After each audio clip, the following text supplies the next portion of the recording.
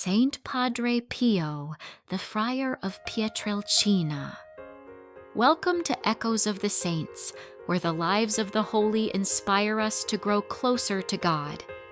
Today, we honor Saint Padre Pio, the humble Capuchin friar whose deep faith, miracles, and love for souls touched millions. Stay with us as we journey through his life, from his humble beginnings to his legacy of prayer, suffering, and miracles that continue to echo across the world.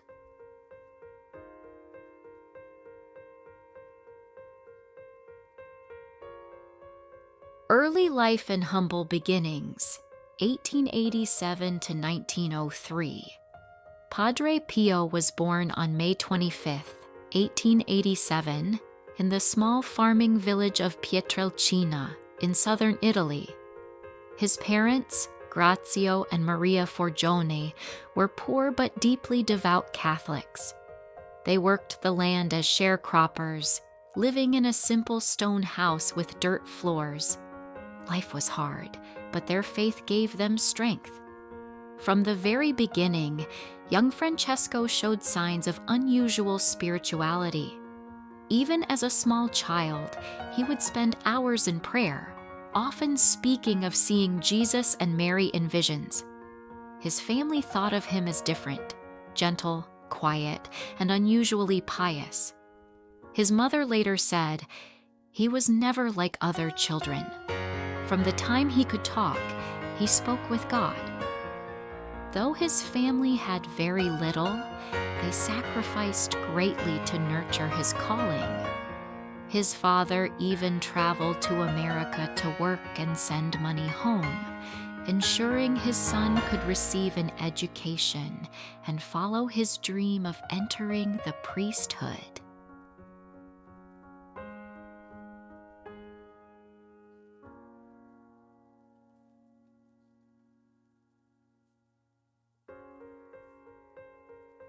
Call to religious life, 1903 to 1904. At just 15 years old, Francesco entered the Capuchin Franciscan friary. He received the simple brown habit and took the name Brother Pio after Pope Saint Pius I. Life in the monastery was strict, filled with fasting, silence, prayer, and long hours of study. Despite his frail health, Brother Pio embraced the life of sacrifice. He pored over the scriptures, prayed the rosary constantly, and practiced penances quietly. Even in his early years, he was seen as someone unusually close to God. His fellow friars often noticed his deep recollection during prayer, as though he were lost in another world.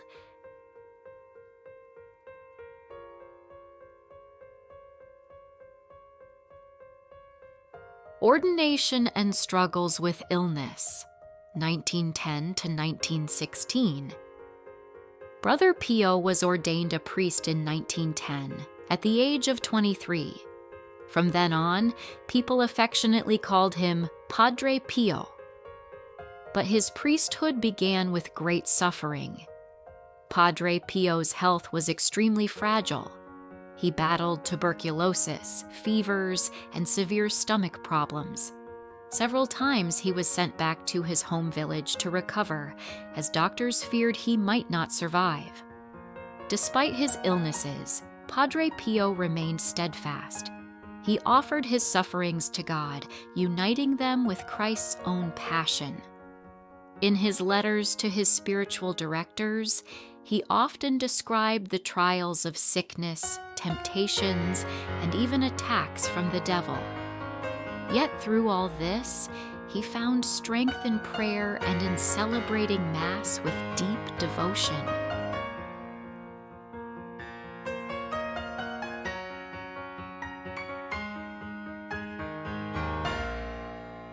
The Stigmata and Mystical Gifts, 1918. On September 20th, 1918, while praying before a crucifix in the monastery of San Giovanni Rotondo, Padre Pio received the wounds of Christ, the Stigmata. Blood flowed from his hands, feet, and side, mirroring the wounds of Jesus on the cross. He would bear these wounds for 50 years until his death. Countless doctors examined him, but none could explain the phenomenon. The Stigmata was not his only mystical gift. Many witnesses attested that Padre Pio could bilocate, appearing in two places at once. He was said to read hearts in the confessional, and he carried the scent of roses, a mysterious fragrance many reported when near him. Though these gifts drew pilgrims from around the world, Padre Pio remained humble, insisting, "I am only a poor friar who prays."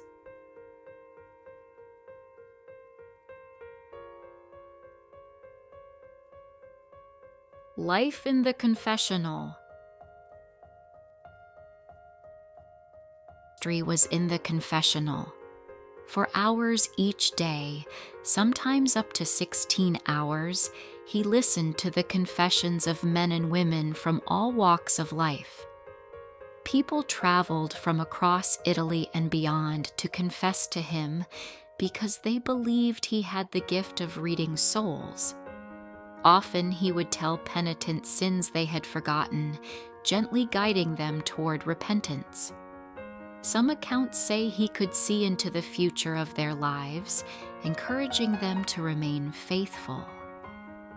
For Padre Pio, the confessional was a battlefield of grace. He often said, "It is in the confessional that souls are saved."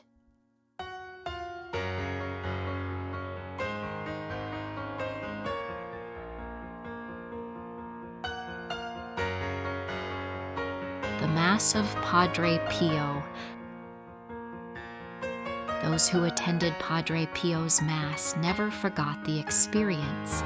He celebrated the Eucharist with deep reverence, often weeping at the consecration. Sometimes his Mass would last 2 hours as he was caught up in prayer. Witnesses described his face shining with emotion, as though he were reliving the Passion of Christ in front of the congregation. He would often pause in silence, his eyes fixed on the crucifix. Padre Pio once said, "It would be easier for the world to survive without the sun than to do without the Holy Mass."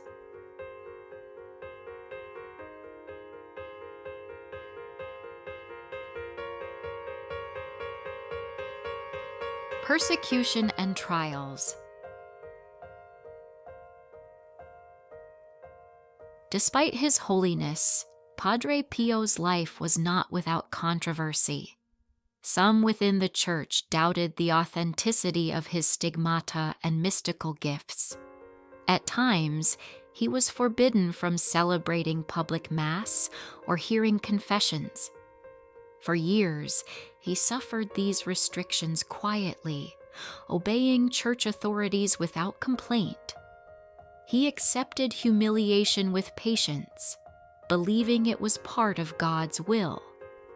In the spiritual life, he once said, "The more you advance, the more you will be tested." Works of charity.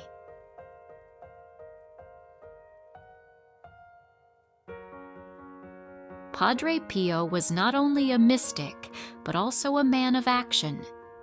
In 1956, he founded the Casa Sollievo della Sofferenza, or Home for the Relief of Suffering, a modern hospital in San Giovanni Rotondo. This hospital was built to serve the poor and the sick with dignity and compassion. Even today, it remains one of the leading medical centers in Italy. Through this work, Padre Pio showed that holiness is not only in prayer, but also in practical love. Final years and death, 1960s to 1968. In his later years, Padre Pio's health grew weaker. He bore his stigmata until his final days, though near his death, the wounds miraculously healed. On September 23, 1968, at the age of 81, Padre Pio died in his monastery cell. His last words were simply, "Jesus, Mary." His funeral was attended by more than 100,000 people, a sign of how deeply he was loved.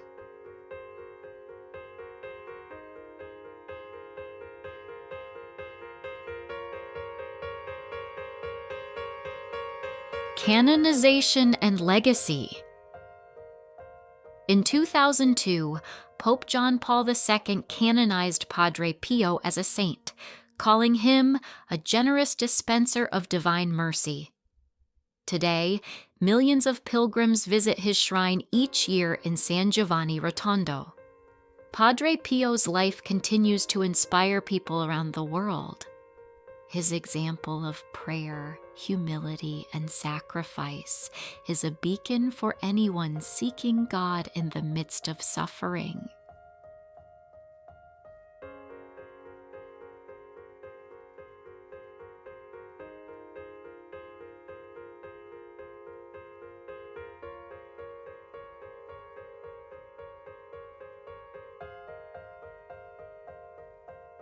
Thank you for watching Echoes of the Saints.